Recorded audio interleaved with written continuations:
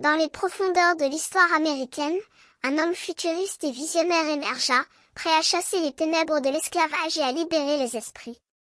Cet homme était Abraham Lincoln, le 16e président des États-Unis, qui détestait la douleur et la souffrance infligées aux Noirs, réduits en esclavage.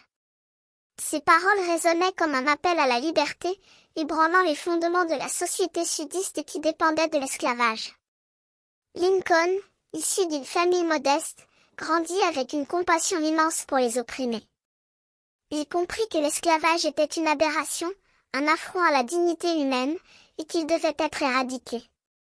Ses convictions étaient si fortes qu'il déclara un jour, « Je deviendrai président et je mettrai fin à l'esclavage ». Les gens l'aimaient pour son intelligence, sa gentillesse et sa détermination, et il fut élu président. Mais les partisans de l'esclavage au sud des États-Unis ne voulaient pas de cette révolution de liberté. Ils détestaient Lincoln et ses paroles, car ils savaient qu'il mettrait fin à leur système de domination. Ils étaient prêts à tout pour préserver leur pouvoir et leur richesse, fondés sur la souffrance et la peur des esclaves. La guerre éclata, et Lincoln, avec son courage et son leadership, mena le nord des États-Unis à la victoire. Les esclaves purent enfin être libérés, et les États-Unis purent se préparer à une nouvelle ère de liberté et d'égalité.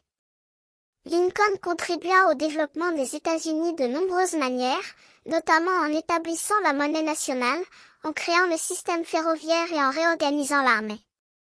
Mais son héritage le plus précieux fut la fin de l'esclavage et la promulgation de la 13e modification de la Constitution, qui abolissait l'esclavage dans tout le pays. Aujourd'hui, Lincoln est toujours respecté pour son courage et sa vision, et son héritage continue de inspirer les Américains à lutter pour la justice et la liberté. Sa légende a traversé les siècles, et ses paroles, l'esclavage est mal. Ne détestez jamais les gens en fonction de leur couleur de peau, reste un appel à la conscience humaine, rappelant que l'égalité et la dignité sont des droits fondamentaux de tout être humain.